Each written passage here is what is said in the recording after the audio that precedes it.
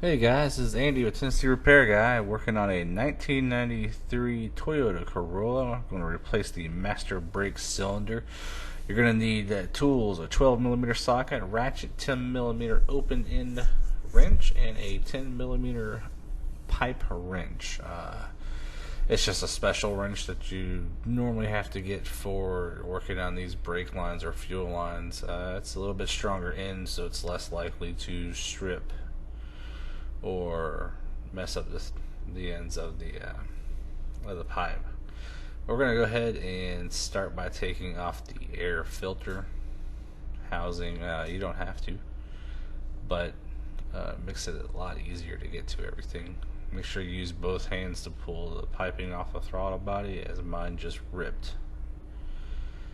because I did not do so. Anyways, I just want to thank everybody for coming here and watching. If you just want to see something, let me know. If you think I could do things a little better, go ahead and comment. If you want to follow me, just subscribe. I want to make sure you unplug that temperature sensor here on the air box. This is also a way to change your air filter. Probably not through the extreme as I'm going, but there's little metal clips on either side of that lower housing that you need to take off the upper part. On the inside of this box you have three 12mm bolts. I'm just going to go ahead and loosen these up, and then I'll probably speed this up so we can get past all of this, because you don't need to see it. I've done a couple more videos on this, so if you watch a few of the other Corolla videos you may see these similar clips in here. But it's just a search for other people on this site as well. So I'm just trying to help everybody out. Some things can be a little repetitive.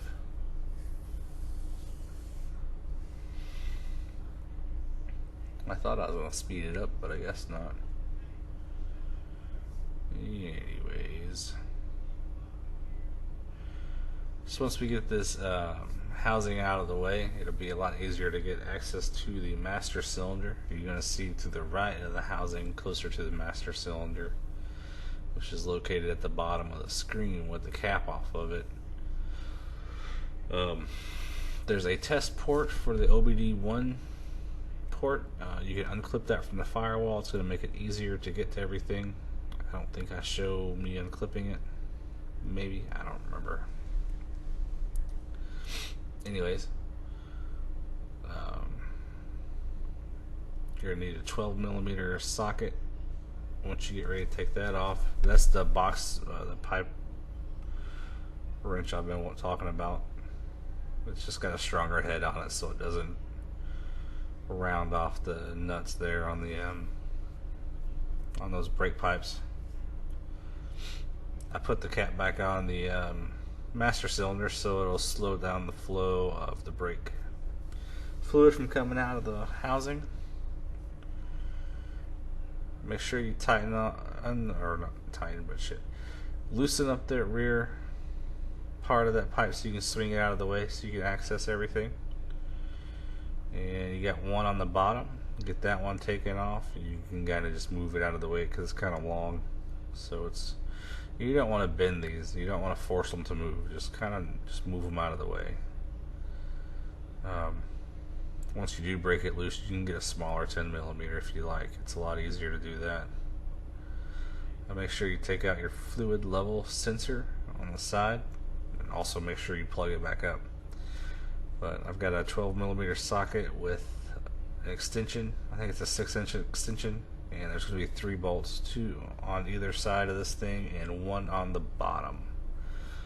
You just got to take those off, and this thing slides out pretty easily. You may have to wiggle it around and work with it, just look and see what's catching. It shouldn't be on there tight though once you get these nuts off. So, oh man, I'm tired. Done this car all weekend. It's my second Corolla I've owned. Just getting it ready for a customer, and then we'll put it back up for sale. Just want to make sure it's safe. Drive. You can see right there on the firewall. I don't have a good angle, but you can see the bolts or the nuts I'm taking off there. It's on the master or the brake booster itself. Just trying to get to that one last nut. Yep, unclip that, get it out of your way. Just a little tab you push and you pull up on it and it moves it. It's very simple.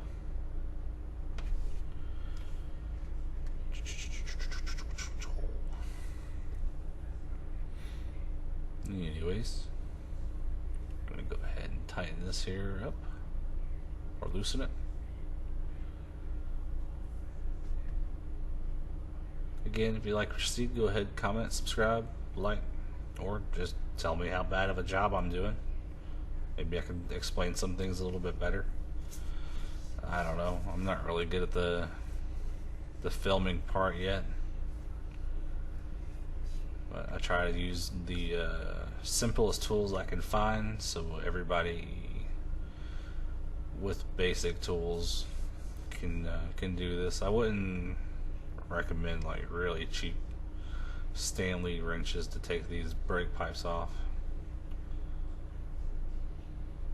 but you know, use it at your own risk and make sure the wrench is all the way on the brake pipes once you go to loosen them up. If not, you'll round it off, but you'll be screwed and you'll be stuck trying to get that off.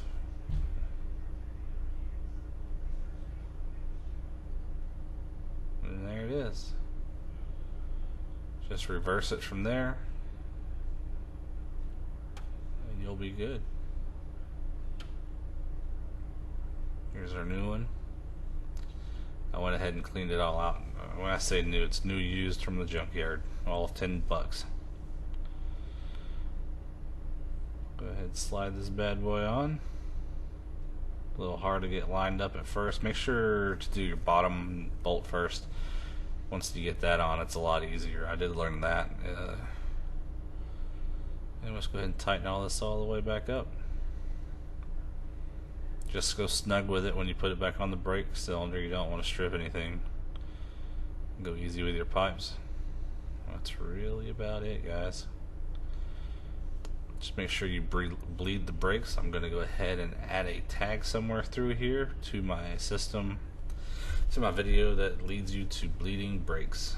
You can use a brake bleeder or same method applies, but you need 2 people to do that.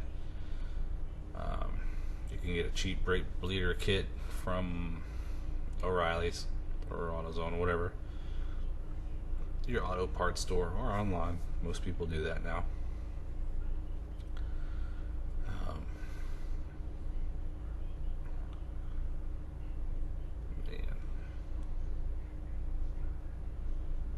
Everybody's having a good week or weekend, depending on which day you watch this. Go ahead, pop the top there. Good to go. Just